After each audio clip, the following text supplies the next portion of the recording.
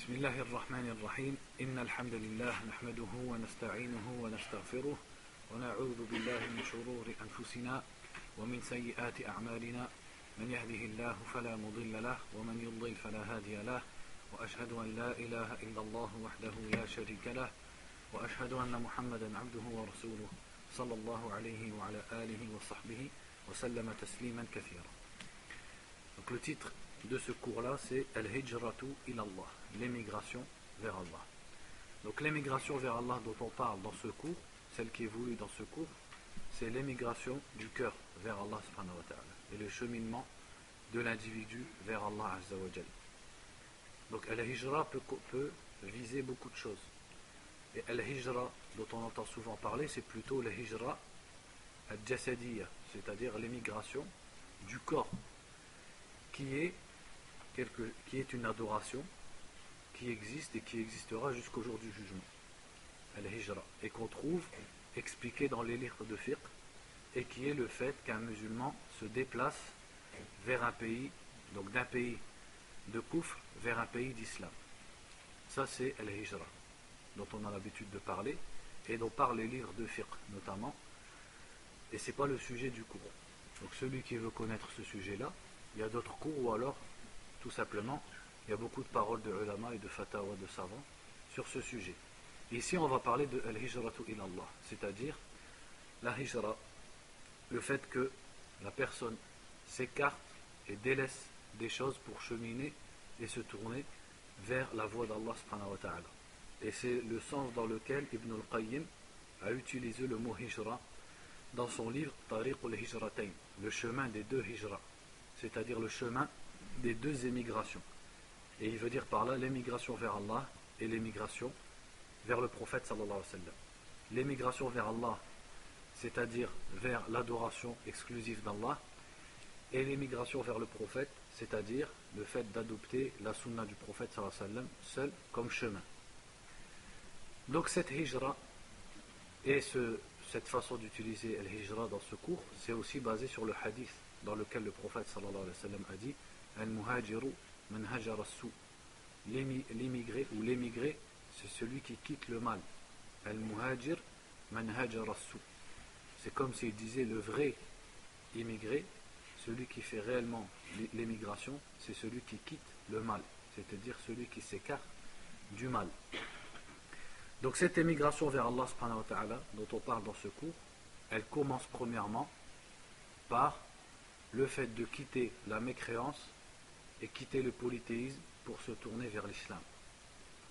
Et ça c'est le premier pas de cette hijra et de ce cheminement vers Allah subhanahu wa ta'ala, de quitter la mécréance, de quitter les fausses religions, de quitter l'adoration d'autres qu'Allah pour se tourner exclusivement vers la religion d'Allah et l'adoration d'Allah subhanahu wa ta'ala. Et ça c'est la voie d'Ibrahim qu'Allah a appelé Al-Hanifiyya. Donc Allah Azza wa Jalla a nommé Ibrahim dans le Coran Hanif. Pourquoi Hanif? Hanif veut dire celui qui se tourne vers Allah subhanahu wa ta'ala et qui délaisse le shirk.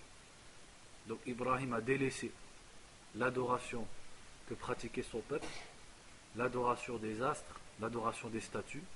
Il s'est désavoué de son peuple pour se tourner exclusivement vers l'adoration d'Allah subhanahu wa ta'ala. Une adoration exclusive, le tawhid, le monothéisme. Et c'est pour ça qu'Allah Azza wa Jalla a appelé Ibrahim Hanif.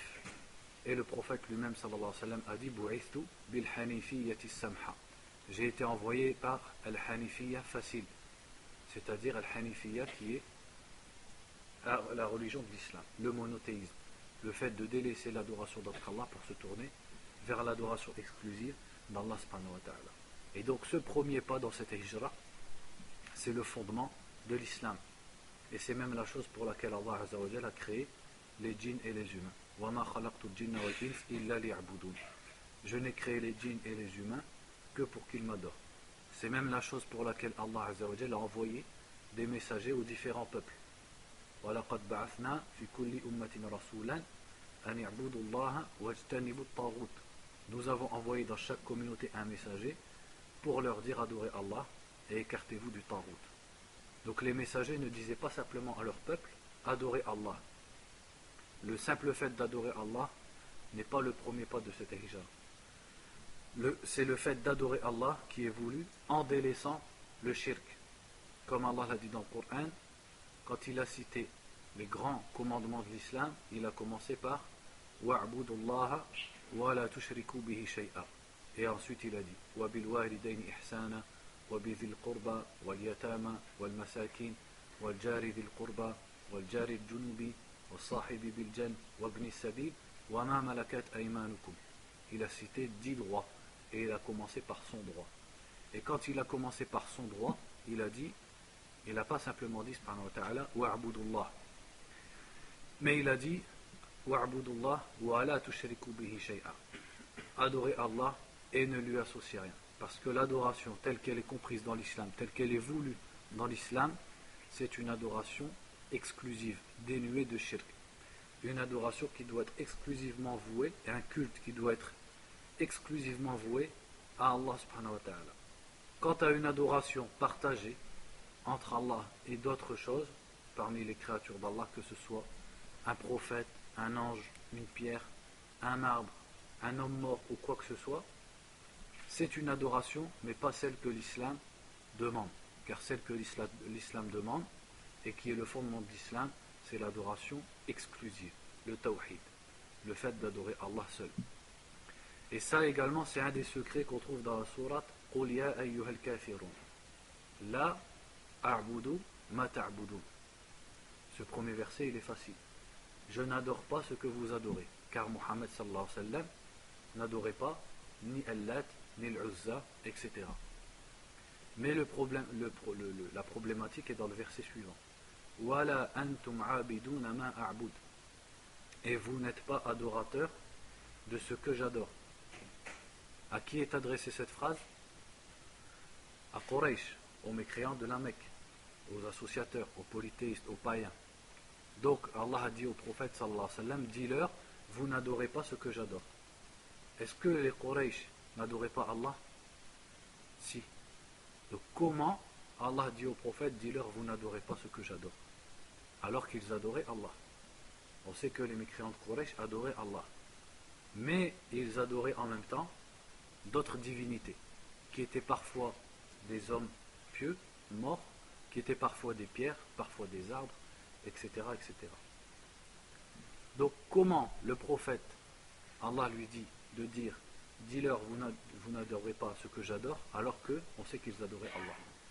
C'est parce que comme leur adoration d'Allah était partagée avec l'adoration d'autres qu'Allah, Allah ne l'a pas considérée comme une ibada. C'est-à-dire, islamiquement parlant, ce n'est pas une ibada, parce qu'elle n'est pas valable. Donc c'est une ibada, dans la pratique, c'est une adoration. Mais ce n'est pas une adoration qui est valable et qui est comptée. Pourquoi? Parce qu'elle n'est pas exclusive.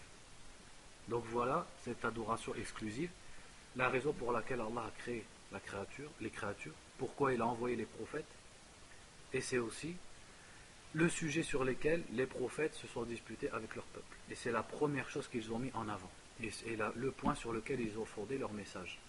Comme Allah l'a cité à propos de beaucoup de prophètes, la première chose, comme c'est cité dans le Coran, qu'ils disaient à leur peuple, Ya qawmi abudullah ma lakum min ilahin ghayru. Allah a cité cette phrase à propos de Nuh, de Salih, de Shu'aib et de Hud. La première chose qu'ils venaient dire à leur peuple, ô mon peuple, adorez Allah, vous n'avez pas d'autre divinité que lui. Et le prophète Mohammed sallallahu alayhi wa sallam en était, le dernier des prophètes, en était aussi l'exemple. Il a marché sur la même voie que celle des prophètes avant lui. Et c'est pour ça que lorsqu'il a commencé son message, il l'a commencé en disant Ayyuhan nas, qulu la ilaha illallah tuflihu. Ô vous les gens, dites la ilaha illallah et vous réussirez. La ilaha illallah qui impliquait qu'ils délaissent l'adoration d'autres qu'Allah. Et c'est parce qu'ils adoraient autre qu'Allah qu'il les a combattus et qu'il a fait face aux mécréants de Quraysh et des Arabes en général. Et il a fini son message en disant, quelques jours avant sa mort, sur son lit de mort, La'anallahu al-yahuda wal-nasara ittakhadhu qubur anbiya'ihim masajid. Qu'Allah maudisse les juifs et les chrétiens car ils ont pris les tombes de leurs prophètes comme lieu de prière. Avec quel rapport, avec quel domaine ça a rapport, le fait qu'ils aient pris les tombeaux des prophètes comme lieu de prière, avec l'adoration et avec le shirk. Donc on voit que jusqu'à sa mort, il a pris soin de mettre en garde sa communauté contre le shirk et de les appeler à l'adoration d'Allah seul. Et quelques mois avant sa mort, lorsqu'il a envoyé Mu'adh au Yémen, radiallahu anhu, qu'est-ce qu'il lui a dit? Tu vas aller vers des gens du livre, car les Arabes du Yémen à l'époque étaient soit juifs, soit chrétiens, contrairement au reste des Arabes de la péninsule arabique, qui étaient plutôt voués à l'adoration des statues. Tu te diriges vers des gens du livre, alors que la première chose à laquelle tu les appelles soit فَلْيَكُنْ أَوَّلَ مَا تَدْعُوهُمْ إِلَيْهِ أَنْ يُوَحِّدُوا اللَّهِ. Dans une version, une riwaya, il a dit أَنْ يُوَحِّدُوا اللَّهِ, c'est-à-dire qu'ils adorent Allah seul. Est-ce que les juifs et les chrétiens ne disaient pas La ilaha illallah? Si. Et est-ce qu'ils ne prétendent pas être monothéistes? Si. Donc qu'est-ce que le prophète sallallahu alayhi wa sallam a voulu dire quand il a dit tu diras en premier à ces juifs et à ces chrétiens an yuwahhidullah, tawhidullah? Qu'est-ce qu'il a voulu dire? Est-ce que le fait de croire en un seul Dieu, est-ce qu'il n'avait pas déjà? Si. Les juifs et les chrétiens prétendent croire et effectivement ils croient en un seul créateur. Donc pourquoi les appeler au tawhid? Parce que c'est le tawhid dans l'adoration, le fait de vouer l'adoration exclusivement à Allah et de délaisser l'adoration de Isa, de Maryam, des rabbins, des saints, qu'ils soient vivants ou morts, etc., etc. Donc même le prophète Mohammed sallallahu alayhi wa sallam, quand il envoyait un messager, il lui faisait commencer sa da'wa par le tawhid. Et il lui a dit فَإِنْهُمْ أَطَاعُوكَ فِي ذَلِكَ فَأَعْلِمْهُمْ أَنَّ اللَّهَ افترض عَلَيْهِمْ 5 صلوات في يومهم وليلتهم.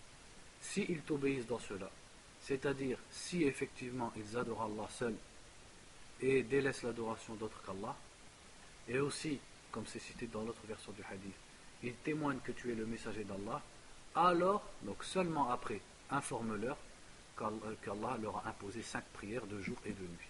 Et ensuite il lui a parlé de la zakat et ainsi de suite. Donc c'est la première chose, c'est la raison pour laquelle Allah a créé les créatures, c'est la raison pour laquelle il a envoyé les prophètes, et c'est le point par lequel les prophètes tous, et parmi eux le dernier Mohammed sallallahu alayhi wa sallam, ont commencé leur message. Et c'est le point pour lequel ils sont entrés en conflit avec leur peuple. Donc ça c'est le premier chemin de l'émigration vers Allah. C'est émigrer dans le sens quitter la mécréance pour se tourner vers l'islam. Quitter le shirk pour se tourner vers le tawhid, vers l'adoration exclusive d'Allah subhanahu wa ta'ala. Donc pour pas trop s'étendre sur ce sujet, on va avancer un petit peu. Donc ce tawhid, l'adoration d'Allah exclusive, va se faire par le fait de vouer ces différents actes d'adoration, qu'ils soient des actes du cœur, des paroles ou des actes du corps, à Allah subhanahu wa ta'ala. Donc le cœur va délaisser le fait d'adorer autre qu'Allah par l'amour, par la crainte, par la confiance et autres, pour tourner tout cela vers Allah exclusivement. Comme Allah l'a dit dans le Coran, وَمِنَ النَّاسِ مَنْ يَتَّخِذُ مِنْ دُونِ اللَّهِ أَنْدَادًا يُحِبُّونَهُمْ كَحُبِّ اللَّهِ وَالَّذِينَ آمَنُوا أَشَدُّ حُبًّا لِلَّهِ. Parmi les gens, il en est qui prennent des égaux, c'est-à-dire qui mettent à Allah des égaux, qu'ils aiment comme ils aiment Allah, alors que les croyants aiment plus Allah, ashaddu hubban lillah, c'est-à-dire leur amour est plus grand pour Allah. Donc, al-hub, al-mahabba, l'amour est une adoration. Donc le cœur doit délaisser l'amour d'autre qu'Allah pour se tourner exclusivement vers l'amour d'Allah subhanahu wa ta'ala. Et ici on parle de l'amour qui est une adoration, car l'amour est de plusieurs sortes. On ne dit pas de façon absolue il ne faut aimer qu'Allah. Si on disait ça de façon absolue, ce serait une erreur. Car on sait pertinemment que l'être humain a le droit et peut aimer autre qu'Allah. Il peut aimer ses parents, il doit même les aimer, il doit aimer les musulmans et les croyants, il doit aimer ceux qui obéissent à Allah subhanahu wa ta'ala de la même façon qu'il doit détester les mécréants et ceux qui désobéissent à Allah subhanahu wa ta'ala. Et lorsque le prophète sallallahu alayhi wa sallam, Amr ibn al-As, lui a dit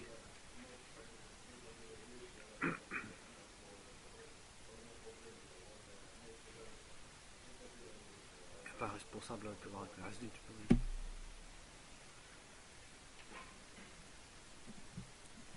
Qu'est-ce que je dis? l'amour d'Allah. Voilà. Lorsque Amr ibn al-As radiallahu anhu, a posé la question au prophète sallallahu alayhi wa sallam, Man ahabbu nasi ilayk, qui est la personne que tu aimes le plus? N'est-ce pas que le prophète sallallahu alayhi wa sallam a répondu à Aïcha. Et après il a dit son père, Abu Bakr. N'est-ce pas que le prophète sallallahu alayhi wa sallam a dit à Mu'ad ibn Jabal, Uhibbuk, ya Mu'ad, inni uhibbuk. Ô Mu'ad, je t'aime.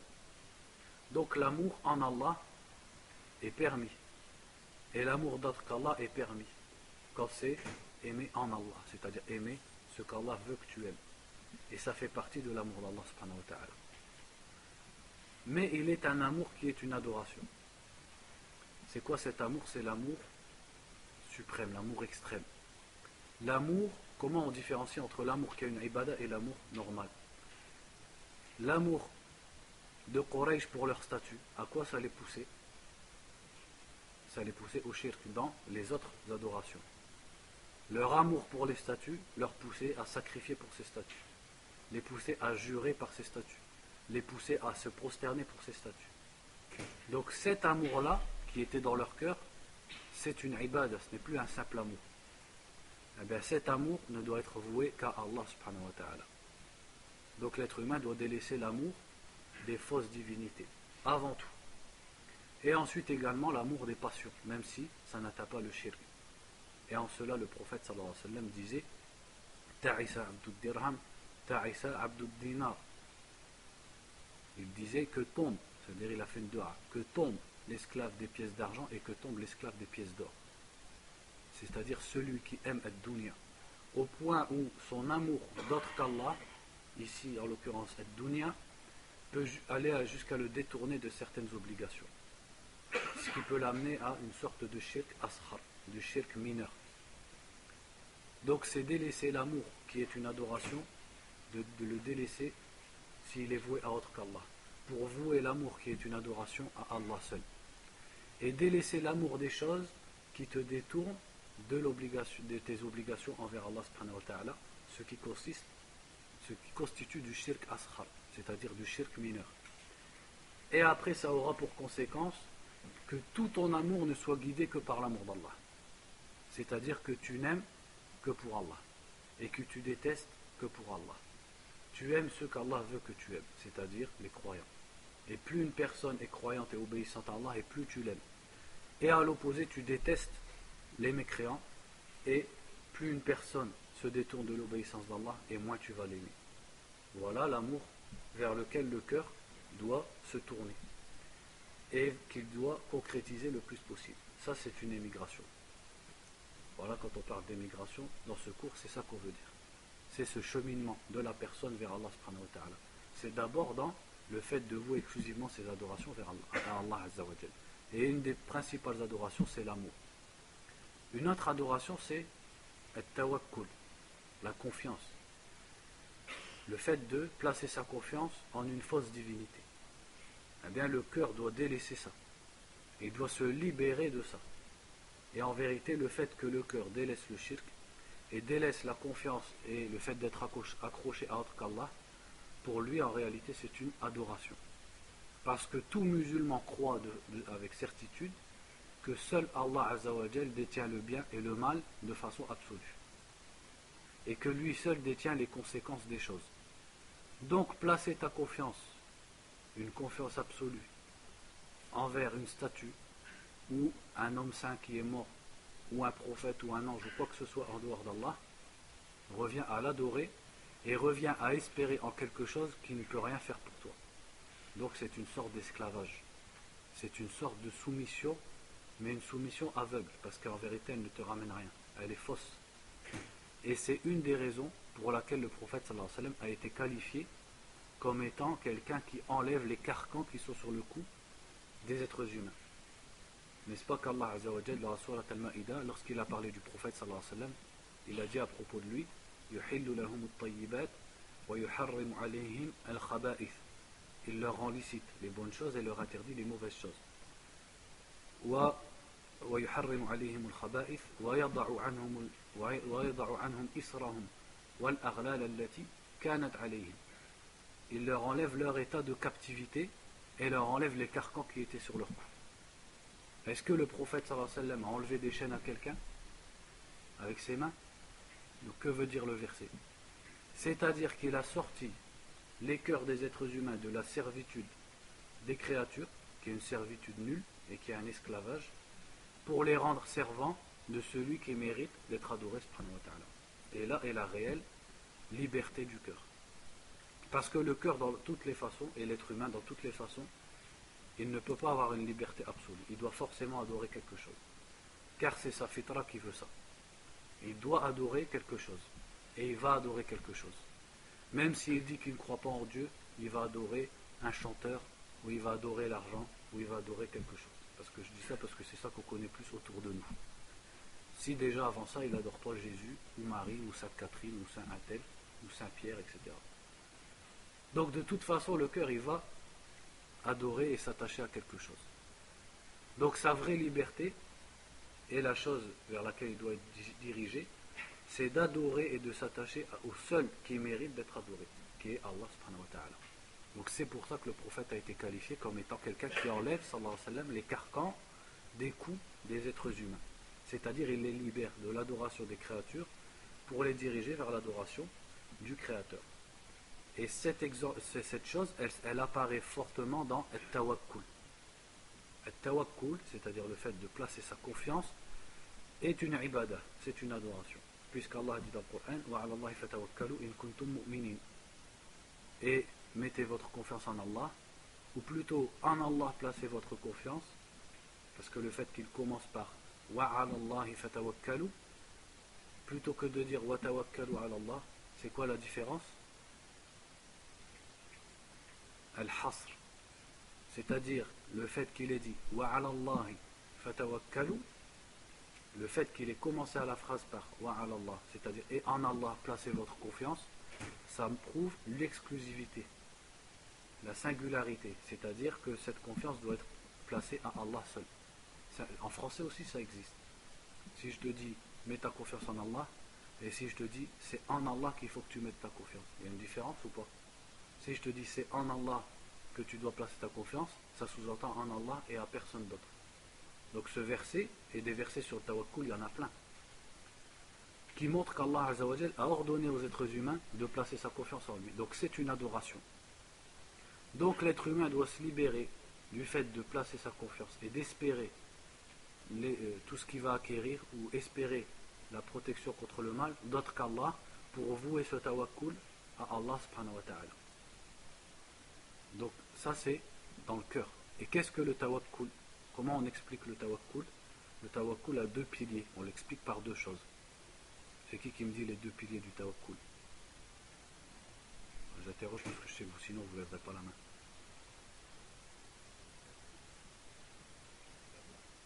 Non, le tawakkul c'est la confiance. Tawakkul, il y a deux choses dedans. On les retrouve, ces deux choses, on les retrouve exprimées clairement dans des hadiths.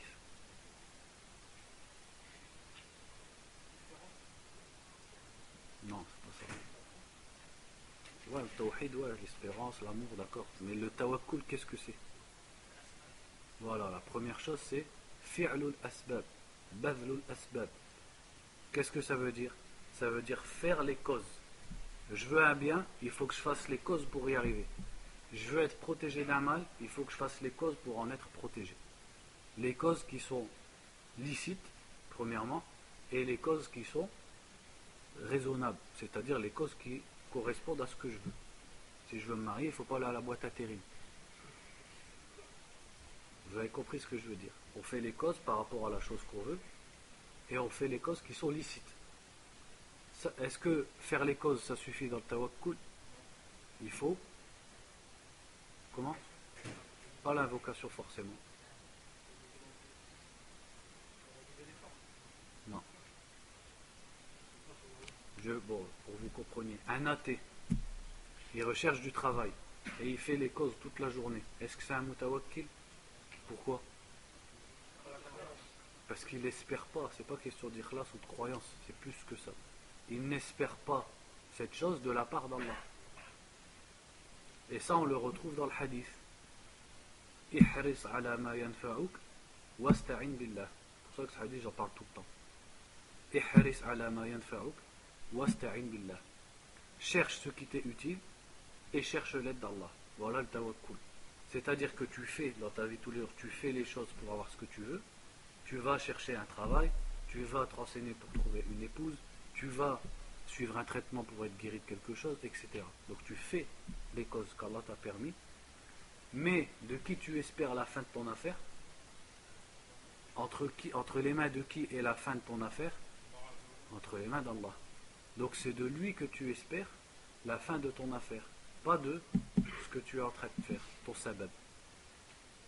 Donc mon sabab, je le fais.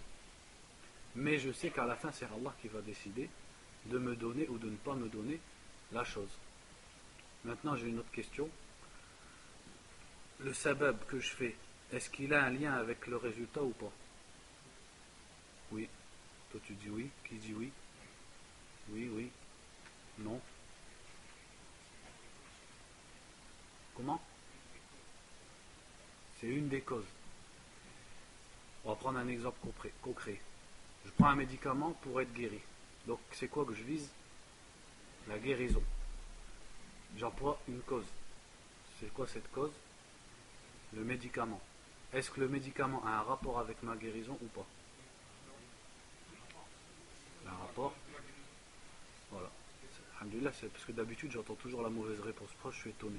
Alhamdulillah, c'est bien. Vous me dites oui. Oui, il y a un rapport entre as-sabab ou al-musabbab. Oui, c'est le médicament qui fait la guérison. Mais il faut rajouter une phrase. Par la permission d'Allah subhanahu wa ta'ala. Je crois que vous avez déjà écouté des cours, c'est pas possible. D'habitude, tout le monde y tombe dans le piège. Chaque fois que je fais ça, ils disent non, le médicament a rien à voir, tawakkul. Parce que je suis déjà tombé sur quelqu'un, il me disait c'est-à-dire, il avait écouté des cassettes, en fait, il a mal compris. Il pensait que le sabab n'a rien à voir avec le musabbab. Ça, c'est la aqidah de qui? Non. Ouais, les soufis, ouais, mais c'est al-asha'ira. Donc al-asha'ira, c'est pas simplement dans l'istiwa, Allah fi kulli makan, c'est pas juste ça. Même dans le qadr et dans tawhid al-rububiyyah. Au niveau de al-asbab, dans leur aqidah, le sabab, il sert à rien du tout. Mais il faut le faire quand même. C'est-à-dire, il faut le faire, mais il n'a pas de rapport avec la conséquence. Qu'est-ce que ça veut dire? On va prendre l'exemple du feu. Le feu, c'est une cause pour faire quoi? Pour brûler. Le feu, ça brûle. C'est une cause pour brûler. Dans la aqidah ash'ariya, si j'allume un briquet et je me brûle le doigt, ce n'est pas le feu qui m'a brûlé. C'est Allah Azza wa Jal directement. Et le feu, il ne sert que comme une alama, comme un signe. C'est un signe qu'à ce moment-là, Allah va me brûler. Vous comprenez? Et c'est pas le feu qui me brûle. L'autre extrême, ça serait de dire quoi? C'est que le feu brûle sans qu'Allah Azza wa Jal n'ait quoi que ce soit à voir dedans. Ça, c'est plutôt les athées qui vont dire ça. C'est que les choses, on repose tout sur les choses. Et la aqidat Ahl Sunnah wal Jama'a, c'est quoi? C'est de dire qu'Allah Azza wa Jal a créé le monde avec des causes et des conséquences. Et toute chose a une cause. Allah a créé le monde comme ça. Tu veux la meilleure preuve? Essaye de faire un enfant sans te marier. Et on verra si les choses, elles n'ont pas besoin d'asbab. Et que les asbab ont un lien avec al-musabbab, avec la conséquence, mais par la permission d'Allah subhanahu wa ta'ala. Donc dans l'exemple du médicament, c'est Allah Azza wa Jal qui fera que ton médicament est efficace. Donc Allah Azza wa Jal a mis dans ce médicament la propriété de guérison. Mais pour une cause ou pour une autre, pour d'autres causes externes, Allah peut empêcher la guérison du médicament. Donc à la fin, c'est qui détient la fin? C'est Allah. Dans l'exemple du feu, c'est le feu lui-même qui brûle. On n'a pas de problème sur ça, on a compris. Mais qui a donné au feu cette propriété de brûler? C'est Allah. Qui a permis dans le destin de brûler au feu de brûler? C'est-à-dire, est-ce que le feu, en dehors de la volonté d'Allah, aurait pu te brûler? Non. Donc le feu brûle, c'est un sabab, mais par la permission d'Allah subhanahu wa ta'ala. Voilà la aqidat Ahl Sunnah dans ce qui concerne les causes et les conséquences. Ça, c'est important de le savoir. Voilà, j'allais y venir. Dans l'exemple d'Ibrahim, parce que c'est un rapport avec le feu. C'est pour ça que j'ai choisi l'exemple du briquet. C'est pour en arriver au dalil dans le Coran. Lorsque le peuple d'Ibrahim a voulu le jeter au feu, on sait que, est-ce que le feu a brûlé Ibrahim ou pas? Il ne l'a pas brûlé. Pourquoi? Parce qu'Allah lui a dit Kuni bardan wa salaman ala Ibrahim. Soit du froid et une sécurité pour Ibrahim. Si le feu déjà en lui-même il ne brûlait pas, c'était pas la peine qu'Allah lui dise Kuni bardan wa salaman. Il aurait juste suffi qu'Allah ne brûle pas Ibrahim. Vous avez compris ou pas? Dans la Aqidah Ash'ariya, le feu il ne brûle pas. Donc c'était pas la peine de lui dire Kuni bardan wa salaman. Puisque pour eux c'est Allah qui le brûle directement. Il aurait simplement fallu qu'Allah ne brûle pas Ibrahim. Voilà, ça c'est un dalil. C'est qu'Allah a dit à ce moment-là au feu de ne pas brûler. Ça prouve bien que le feu brûle. Par la permission d'Allah subhanahu wa ta'ala. Pourquoi je vous explique tout ça? Pour en arriver au tawakkul. Au fait que le tawakkul c'est pratiquer les causes quand on veut arriver à quelque chose, ou quand on veut éviter et être protégé de quelque chose, tout en mettant sa confiance en Allah subhanahu wa ta'ala pour ce qui concerne le résultat de mon travail ou la protection que j'espère. Voilà le tawakkul. Donc il faut délaisser le tawakkul en autre qu'Allah subhanahu wa ta'ala. Comme le tawakkul que certains gens pratiquent envers les hommes pieux qui sont morts. Et au lieu de placer leur confiance en Allah Azza wa Jal, ils placent leur confiance dans le Sidi Foulen ou le Wali Foulen, comme c'est présent dans tous les, ou presque tous les pays, malheureusement, du monde musulman. Ça c'est sûr, at-tawakkul. Et at-tawakkul, dans le domaine du tawakkul, on peut parler d'autres choses qui font partie de al-hijratu ilallah. Attendez, je vais rasser tout ça.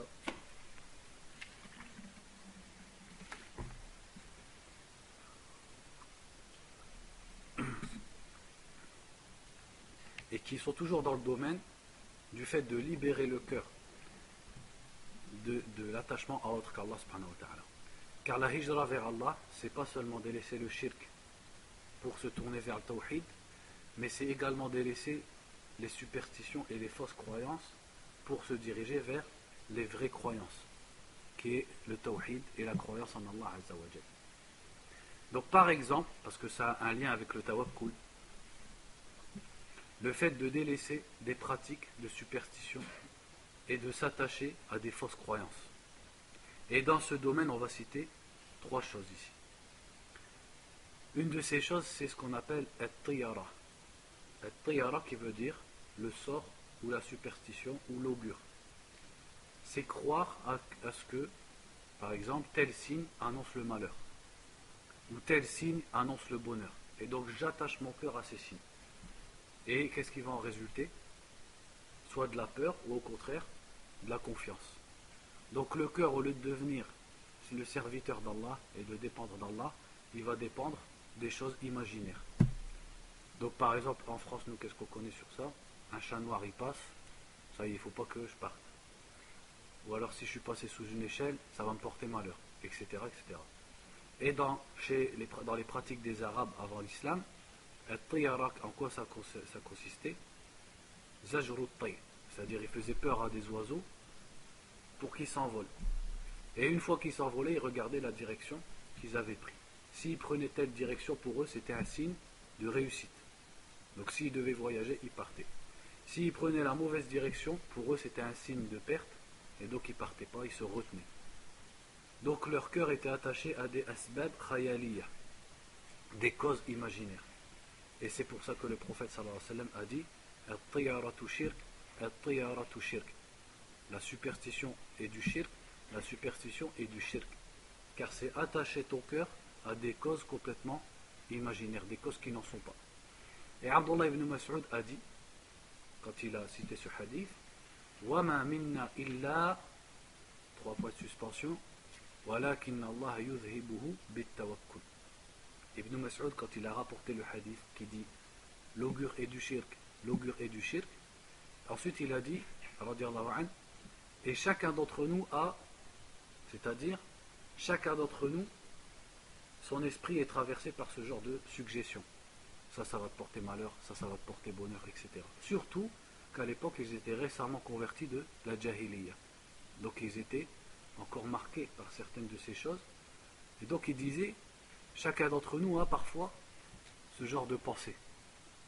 Et il disait, mais Allah le fait partir par le tawakkul. C'est-à-dire, Allah fait partir cela, ses pensées et ses superstitions, par le tawakkul. C'est pour ça que j'ai parlé de ça ici. Par le fait de placer sa confiance en celui qui réellement détient le bien et détient le mal, subhanahu wa ta'ala, sans faire attention à des fausses causes, au chat noir ou à l'échelle ou je ne sais quoi, au mauvais sort ou à l'augure, comme on dit. Donc ça, c'est une émigration du cœur vers Allah. Le cœur va se libérer des superstitions, des fausses croyances pour se tourner vers la croyance en Allah et vers la confiance en Allah et le monothéisme.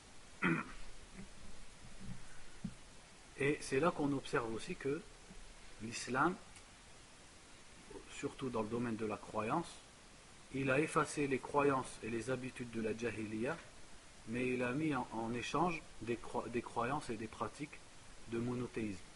Il n'a pas laissé un trou. Donc ici par exemple, qu'est-ce qu'il a dit Abdullah ibn Mas'ud? Ces superstitions, Allah les enlève par le tawakkul. Le tawakkul remplace les superstitions d'avant l'islam. Et c'est semblable à ce que Abdullah ibn Mas'ud a dit à sa femme Zaynab, quand il a vu qu'elle avait autour du cou une amulette. En fait c'est pas vraiment une amulette, c'est des fils qu'elle portait en pensant que ça allait lui donner la guérison. Et il y avait un sorcier juif qui avait lu dedans, qui avait poustillonné sur ses fils. Et donc elle pensait que ça amenait la guérison, sachant elle était de la génération des tabi'in. Ce n'était pas une sahabiya. Pour pas que ça passe dans l'esprit de l'un d'entre nous, comment une sahabiya a pu croire ça? Ce n'était pas une sahabiya, c'était une tabi'iyya. C'était la femme de Abdullah ibn Mas'ud. Donc Abdullah ibn Mas'ud l'a arraché de son cou et il lui a dit Inna ala Abdillahi la aghniya wa an shirk. La famille de Abdullah n'ont pas besoin du shirk. Et après il lui a dit, j'ai entendu le messager d'Allah sallallahu alayhi wa sallam dire Inna ar-ruqa wa at-tama'ima wa at-tiwalat shirk. Les incantations, c'est-à-dire les incantations ar-ruqa telles qu'il est pratiqué avant l'islam, et les talismans at-tama'im, donc c'est comme elle portait, ou at-tiwala, qui est une sorcellerie pour séparer l'homme de sa femme ou au contraire le rendre esclave de sa femme ou l'inverse, fait partie du shirk. Mais il ne s'est pas arrêté là. Donc il lui a dit que ce qu'elle venait de faire c'était du shirk, mais il ne s'est pas arrêté là. Il lui a dit, il te suffisait de dire comme le prophète sallallahu alayhi wa sallam disait, Adhib al-ba's, Rabban nas, washfi anta shafi, la shifa'a illa shifa'uk shifa'an, la yughadiru saqama. Donc il lui a dit, tu aurais dû dire comme le prophète sallallahu alayhi wa sallam disait, et là il lui a appris la dua que le prophète disait contre la maladie sallallahu alayhi wa sallam. Donc l'islam a enlevé les fausses pratiques, les superstitions et les talismans, mais il n'a pas laissé un trou. Il a remplacé ça par des incantations dans lesquelles il y a le tawhid, c'est-à-dire certaines prières à dire pour la maladie, etc. etc. Et ça, c'est une des sagesses qu'un prêcheur il doit avoir. Quand je dis un prêcheur, c'est en fait tout musulman quand il veut prêcher. Chacun dans son univers, entre guillemets, que ce soit dans ta famille, au travail, etc. Quand tu apprends à des gens qu'une chose est interdite, que ce soit dans le domaine de la croyance, de la pratique, du manger, etc., montre-leur en échange les choses que l'islam a amenées, pour ne pas laisser un trou, pour pouvoir les rediriger vers quelque chose qui est licite. Comme ça, certes tu leur as enlevé une croyance ou une pratique, mais tu les as occupés et redirigés vers une autre pratique qui va combler le trou. Aussi parmi ce qui est en rapport avec le tawakkul, c'est justement at-tama'im, dont on vient de parler, et dont le prophète sallallahu alayhi wa sallam a dit que c'était du shirk, dans le hadith de Abdullah ibn Mas'ud, et dans d'autres hadiths aussi, comme le hadith Man ta'allaqa tamimatan fala atamma Allahu lah. Celui qui s'accroche à un talisman, qu'Allah ne lui accomplisse pas son vœu. Il a dit Man ta'allaqa tamimatan fala atamma Allahu lah. Il a utilisé un verbe qui ressemble à tamima. C'est-à-dire qu'Allah ne complète pas ce qu'il veut ou ne complète pas son affaire. Donc, al-shirk ici a un rapport avec la liberté du cœur et al-tawakkul. Parce qu'imaginez-vous une personne dotée de raison, à qui Allah Azza wa Jalla a donné ce bienfait qu'est la raison, et qui va s'attacher à un fil ou à un morceau de cuir ou à un morceau de papier, ou à un pneu, ou à un fer de cheval, et il place sa confiance et ses craintes par rapport à ce fer de cheval, ce pneu, ce fer de cheval ou ce petit talisman qui est dans sa poche. Si ça c'est pas l'esclavage, alors quel est l'esclavage? Il n'y a pas plus grand que l'esclavage du cœur, car c'est le cœur qui maîtrise un être humain. Et donc ça c'est un esclavage, parce que tu es attaché et soumis à un petit objet qui tient dans le creux de ta main. Peut-être c'est toi-même qui l'as inventé et qui l'a écrit, alors que ce petit objet ne peut rien pour toi. Et en ce qui concerne at-tama'im, d'ailleurs je vais vous poser la question, c'est pas moi qui vais le dire, quand est-ce que les tama'im sont du shirk akbar et quand est-ce qu'elles sont du shirk asghar? Faut pas venir devant si vous n'avez pas de questions.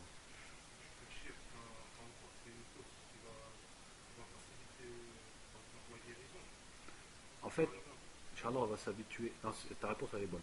Mais par exemple quand tu as dit qui va par exemple faciliter la guérison, dis tout simplement, de façon générale, comme les savants ils disent toujours, qui va me ramener un bien ou me protéger d'un mal. C'est plus global que la guérison, ça englobe tout. Donc ça sera du shirk mineur si la personne porte le talisman en pensant que c'est une cause pour qu'Allah lui donne un bien ou lui repousse un mal. Donc il croit toujours que c'est Allah qui donne le bien ou repousse le mal. Mais il croit que ce talisman c'est une cause. Alors qu'Allah Azzawajal n'a descendu aucune preuve sur ça. Et c'est plutôt une pratique digne d'avant la venue de Mohammed sallallahu alayhi wa sallam. Donc quand est-ce que c'est du shirk akbar? Vas-y, continue. Pas forcément que le talisman, mais il croit que le talisman lui ramène lui-même un bien ou un mal. Donc ça revient, s'il croit que ce petit objet qu'il porte dans sa poche, il peut lui ramener du bien, ou il peut lui repousser un mal. Comment on peut traduire cette croyance? Sachant que le musulman il croit qu'Allah a tout destiné, le bien et le mal.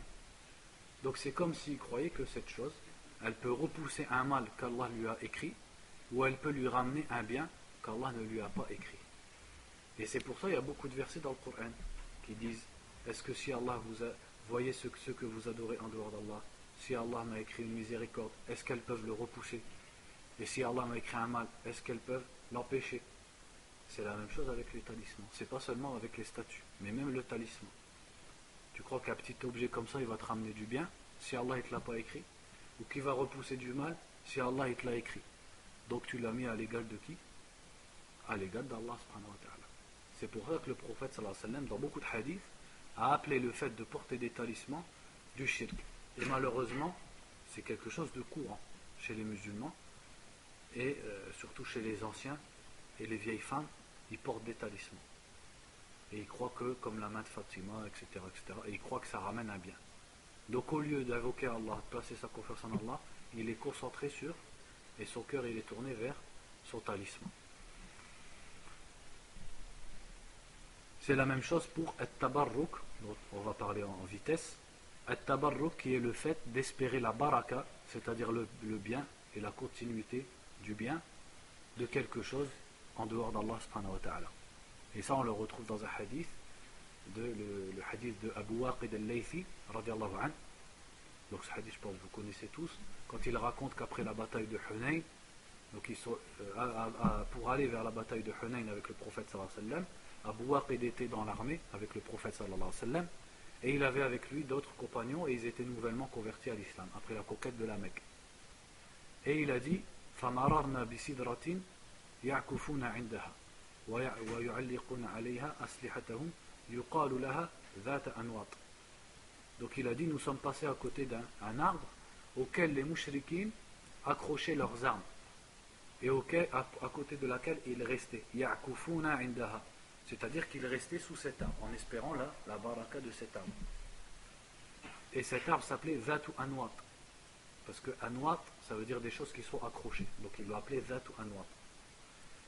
Donc il dit, on a dit au prophète sallallahu alayhi wa sallam, Ya Rasulallah, ij'al lana Zata Anwat kama lahum Zatu Anwat. Ô messager d'Allah, donne-nous un arbre comme eux ils en ont un Zatu Anwat comme eux ils en ont un arbre où on va accrocher nos armes, on va rester en dessous et on aura la baraka. Et le prophète sallallahu alayhi wa sallam leur a dit, Allahu Akbar, innaha sunan. Il leur a dit Allahu Akbar, voici certes as-sunan. Ici, as-sunan, c'est dans quel sens? Dans le sens les traditions, les habitudes, les gens d'avant. لقد قلتم والذي نفسي بيده كما قالت بنو إسرائيل لموسى اجعل لنا إلها كما لهم آلهة قال إنكم قوم تجهلون لتتبعن سنن من كان قبلكم. Il leur a dit, vous venez de me dire, comme les enfants d'Israël ont dit à Moussa, donne-nous une divinité comme eux ont une divinité. Et à la fin, le prophète leur a dit, sallallahu alayhi wa sallam, vous allez suivre les voies de ceux qui vous ont précédés. Dans le bien ou dans le mal, il veut dire? Dans le mal. Ce qu'ils ont fait de mal, vous allez le réitérer, cette communauté. Donc regardez, Banu Israël, qu'est-ce qu'ils ont demandé à Moussa? Quand ils ont vu des gens qui adoraient un veau en or, ils ont dit à Moussa, nous aussi on veut un Dieu comme ça. On veut un Dieu qu'on voit, un Dieu matériel. Ça c'est quand l'être humain, souvent il penche vers ça. Il aime les choses concrètes. C'est pour ça qu'il fait des talismans, il aime bien quand ça se touche, quand il peut voir. Donc eux, qu'est-ce qu'ils ont dit? Donne-nous un Dieu comme ça, un Dieu qu'on peut voir, un Dieu matériel. Donc le prophète sallallahu alayhi wa sallam a comparé, quand ils lui ont demandé d'avoir un arbre qui donne la baraka, il a comparé cette demande à la demande de Banu Israël d'avoir carrément un Dieu qu'ils adorent. Qu'est-ce que ça prouve? Que c'est du shirk. Parce que c'est espérer le bien que seul Allah peut te donner de la part de quelque chose qui ne détient rien du tout. Un pauvre arbre perdu dans le désert. Donc on est loin de faire le sujet comme il se doit, mais bon, alhamdoulilah, on prend quelques fawaïd comme ça. Parmi les adorations aussi, donc que l'être humain doit se détourner de l'adoration d'autre qu'Allah, et parmi l'adoration d'autre qu'Allah, il y a ad-du'a, les invocations et le fait de prier autre qu'Allah. Donc l'être humain doit délaisser le fait de prier et d'invoquer autre qu'Allah pour consacrer ses prières et ses invocations à Allah seul. Et les textes qui concernent ad-du'a et qui montrent que c'est une ibada sont très nombreux, comme le verset qui dit وَأَنَّ الْمَسَاجِدَ لِلَّهِ فَلَا تَدْعُوا مَعَ اللَّهِ أَحَدًا. Et les mosquées sont à Allah, alors n'invoquez personne avec Allah. Peut-être vous remarquerez que depuis le début du cours, tout ce que je vous sors comme dalil, la plupart on les trouve dans quoi? Ouais, le Coran c'est normal, si je dis dalil, eh ben, c'est forcément c'est le Coran ou c'est la Sunna. Kitab al-Tawhid ou Thalathat al-Usul et beaucoup de... Voilà. Non, Kitab al-Tawhid tout simplement. Et beaucoup de hadiths aussi, c'est dans les 40 hadiths. Ça vous montre la baraka qu'il y a dans ces petits livres. On n'a pas besoin d'aller chercher très loin pour faire des cours comme ça. Tout est déjà dans les choses de base. Thalathat al-Usul, Kitab al-Tawhid, al-Arba'un al-Nawawiyya. Mais le problème, c'est qui parmi nous qui étudie ces livres-là? Sachant que ça c'est le B.A.B.A. Ça c'est le B.A.B.A. Ça c'est pas des doctorats ou Thalathat al-Usul, Kitab al-Tawhid, les 40 hadiths. Ça pour quelqu'un qui se prétend suivre as-Salaf al-Salih, c'est le B.A.B.A. C'est-à-dire c'est le début. C'est les choses essentielles à connaître, à avoir étudié. Même si tu ne le mémorises pas, au moins tu l'as déjà lu, étudié, tu comprends. Mais qui parmi nous fait ça?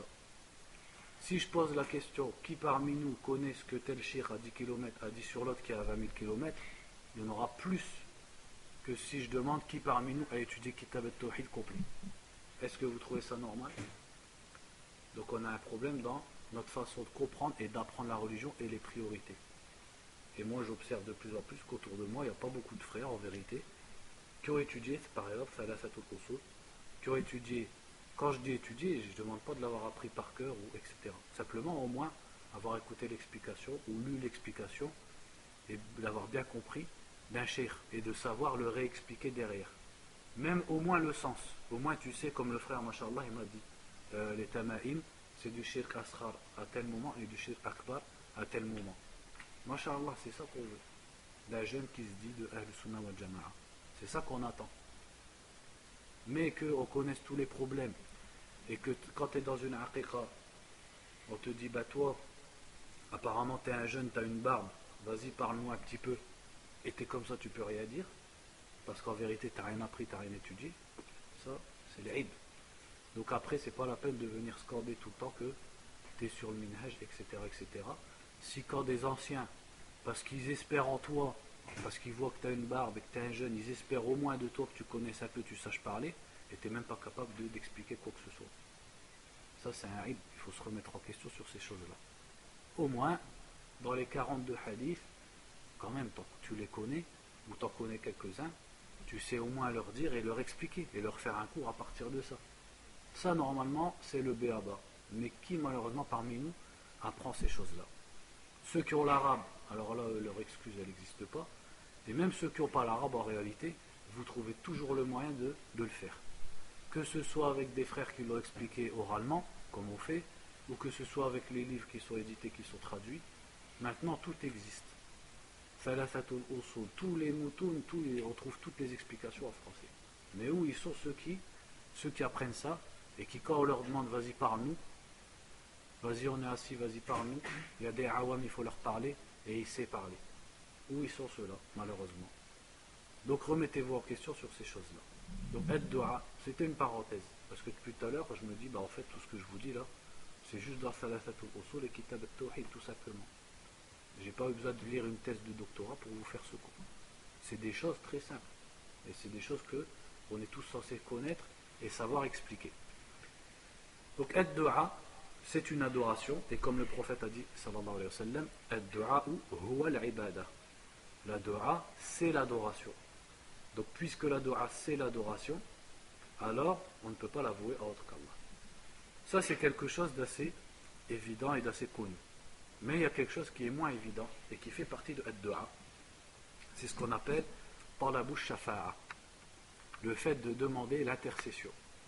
Et ça aussi, c'est en rapport avec notre sujet, l'émigration vers Allah. Parce que c'est toujours une question de délaisser le fait de s'accrocher à autre qu'Allah de façon nulle, de façon infondée. Donc, talabu shafa'a, le fait de demander l'intercession, qu'est-ce que ça veut dire? De quoi on parle ici?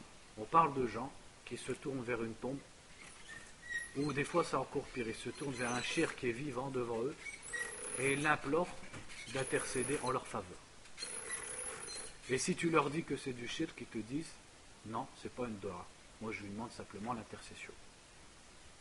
Donc on va répondre à ça en plusieurs points. Le premier point, qu'est-ce que c'est que le shirk? C'est d'adorer autre qu'Allah. Donc parmi les adorations, il y a ad-du'a. Donc faire une dua à autre qu'Allah et du shirk. Jusque là c'est clair. Mais eux vont te dire, quand je te demande du sel, est-ce que c'est une dua? Est-ce que j'ai fait du shirk? Qu'est-ce qu'on répond? Non, bien sûr. Pourquoi? Parce que c'est quelque chose que je peux faire. Donc ils te disent, le mort aussi il peut faire. Je lui ai rien demandé spécial. C'est comme un service que je lui demande. Donc la réponse à ça, elle est déjà, avant de parler, de rentrer dans le point, quand tu te mets à genoux, les mains levées devant une tombe, c'est plus qu'un service que tu lui demandes. Parce que moi, quand je demande à quelqu'un de m'avancer du sel, je ne me mets pas à genoux, ni les mains levées, pour lui demander du sel. Et encore moins, j'égorge un coq ou un pauvre mouton pour lui demander. Parce que c'est ce qu'il faut pour demander l'intercession. Mais admettons qu'il demande l'intercession comme ça, sans cette posture, ce qui est très rare. Je ne sais même pas si ça existe. Allah Azza wa Jalla a dit dans le Coran, Qul lillahi shafa'atu jami'a. Dis à Allah et l'intercession tout entière. Qu'est-ce qu'on comprend de ce hadith, de ce verset? C'est que l'intercession est le droit d'Allah subhanahu wa ta'ala. Man dhalladhi yashfa'u indahu illa bi'idhnihi. Qui intercède auprès de lui si ce n'est après sa permission? Donc est-ce que n'importe quel être humain détient, même pieux, même prophète, détient le fait d'intercéder auprès d'Allah? Non. C'est Allah Azza wa Jal qui dit aux êtres humains et qui leur permet d'intercéder. Et quand est-ce que ça va se faire? C'est au jour du jugement. Quand Allah Azza wa Jal dira au prophète sallallahu alayhi wa sallam, après qu'il se soit prosterné devant lui, qu'il l'ait loué, Ya Muhammad, irfa' ra'sak, wa qul tusma' was'al tu'ta, washfa' tushaffa'. Ô Muhammad sallallahu alayhi wa sallam, lève ta tête, parle, on t'écoute, demande, on te donne, et intercède, on acceptera ton intercession. Donc, est-ce que le prophète de lui-même sallallahu alayhi wa sallam est venu intercéder auprès d'Allah? C'est Allah qui lui dit d'intercéder, pour l'honorer devant tout le monde. et notamment devant les mécréants qui l'ont insulté dans la vie d'ici-bas. Et ensuite, on sait qu'au jour du jugement, les autres prophètes et les vrais croyants pourront aussi intercéder. Mais c'est Allah Azza wa Jal qui leur permettra. Et est-ce qu'ils pourront intercéder pour qui ils voudront? Si un croyant au jour du jugement veut intercéder pour un mécréant, est-ce qu'il peut? Il ne peut intercéder que pour un musulman, un muwahhid, quelqu'un qu'Allah agrée. Donc ça prouve bien que l'être humain ne détient pas l'intercession, c'est Allah qui la détient. Donc si tu la demandes à autre qu'Allah, qu'est-ce que tu as demandé? Quelque chose qu'il ne détient pas et que seul Allah détient. On en revient à quoi? C'est du shirk. Ça déjà, avant de parler déjà, est-ce que le mort t'entend, etc., etc. Parce qu'ils aiment bien aussi jouer sur ça. Sur le fait que le mort il m'entend et il peut faire shafa'a pour moi, donc je lui demande, donc c'est pas du shirk. Comme il est dit dans le verset, In tad'uhum la yasma'u du'a'akum. Allah a bien dit dans le Coran. Si vous les invoquez, ils n'entendent pas vos invocations. Est-ce qu'Allah a dit illa al-anbiya, illa as-salihin, ou est-ce qu'il a dit ça pour tout le monde? Jami'an. C'est am. In tad'uhum la yasma'u du'a'akum. Mais admettons, on va débattre et on va dire, admettons, c'est vrai, les morts entendent toujours tout ce qu'on leur demande. Où est-ce qu'ils entendent? Est-ce qu'il faut que je sois à côté de sa tombe ou à 5000 km? Parce que s'ils entendent à 5000 km, je viens de les comparer à qui? À Allah Azza wa Jal. C'est lui qui entend les sons de au-dessus des 7 cieux. Donc là, je viens d'attribuer à un être humain, en plus mort, une qualité d'Allah subhanahu wa ta'ala et une capacité surhumaine. Ça aussi, c'est une sorte de shirk. Mais admettons que les morts entendent n'importe où et quand ils veulent. Qu'est-ce qu'Allah a dit tout de suite après? In tad'uhum la yasma'u du'a'akum. C'est quoi la suite? Walau sami'u lam yastajibu lakum. Et s'ils vous entendaient, ils ne vous auraient pas exaucé. Ne parle pas, est-ce qu'ils entendent ou ils n'entendent pas? Même s'ils entendent, Allah m'a dit, ils ne vont pas nous exaucer. Est-ce qu'Allah a dit illa al-anbiya yashfa'un, etc.? Non. Donc de là, on comprend que Al-Shafa'a elle-même se demande à Allah subhanahu wa ta'ala. Tu dis, Ya Rabbi, shaffi' fiyya rasoulak. Accorde-moi la shafa'a de ton prophète sallallahu alayhi wa sallam. Et après l'adhan, qu'est-ce que tu dis? Tu demandes al-wasila pour le prophète sallallahu alayhi wa sallam. Et il a dit, si tu demandes ça, tu mériteras ma shafa'a. Donc tu cherches l'asbab qu'Allah azza wa jalla a permis et les doigts qu'Allah a permis et qui sont toutes dirigées vers lui seul. Et tu dis pas comme le grand ignorant qui dit Ya Rasulallah, nas'aluka shafa'atak devant tout le monde, etc., etc., comme il nous a raconté Bouzaï. Donc normalement dans Al-Hijratu ilallah, en fait ce cours je l'ai déjà fait au CEP à Paris, et j'avais fait, c'était le soir, donc on avait 2 heures. En fait dans Al-Hijratu ilallah, on parle d'abord du fait de délaisser, c'est pas qu'un cours sur le tawhid, on parle de délaisser le shirk pour se tourner vers le tawhid, et après on parle de délaisser les fausses croyances et la superstition. Et après tout ce qui concerne la croyance, c'est délaisser les péchés, délaisser la désobéissance à Allah pour emprunter le droit chemin et le chemin de l'obéissance à Allah subhanahu wa ta'ala. Et après c'est délaisser, puisqu'on parle d'émigration, délaisser les choses ambiguës, délaisser les choses déconseillées, même si elles ne sont pas complètement haram, pour se tourner vers la piété, la précaution et la suffisance. Et après, c'est délaisser les choses dont tu n'as pas besoin, même si elles sont carrément halal. Mais les délaisser à partir du moment où tu n'en as pas besoin et elles ne te sont pas utiles pour la vie future. Et te consacrer à ce qui t'est strictement utile. Ça, c'est ce qu'on appelle az-zuhd. Et après, à délaisser les affaires des gens qui ne te regardent pas et toutes les choses qui ne te regardent pas. Normalement, c'est ça le cours. Peut-être dans une autre occasion, Inch'Allah ta'ala. Barakallahu fikum, wallahu a'lam. وصلى الله وسلم على نبينا محمد وعلى آله وصحبه